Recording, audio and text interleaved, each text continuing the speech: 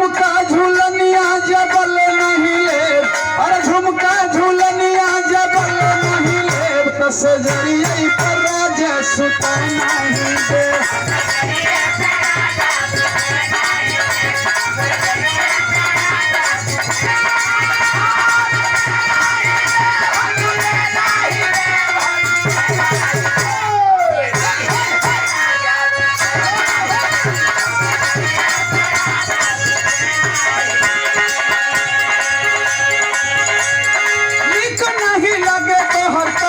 साहुरावा माने लगे नहीं हमार बात ये बलराम जी।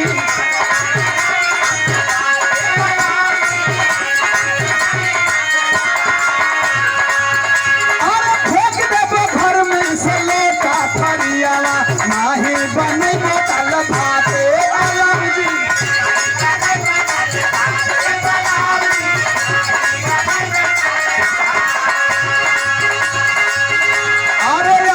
सुनई बाकी खाली बजे, आप जो सुनई बाकी खाली बजे, तो सजरिया पर राजा सुताई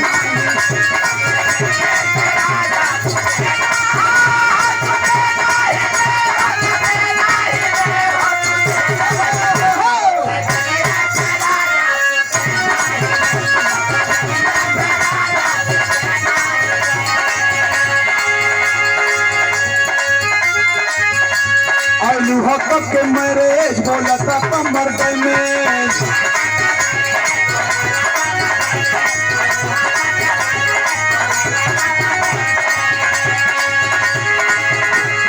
देख के तो हर चहल जवानी फेल हो जाता है मेल।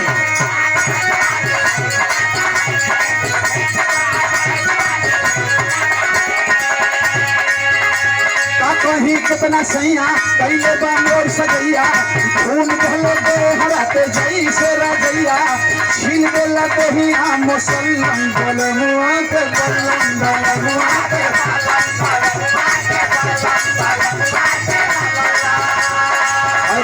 बलमुआ के बल्लम है बलमुआ के बल्लम धोके जैसे मेरा घर के कल्लम बलमुआ के बल्लम बलमुआ के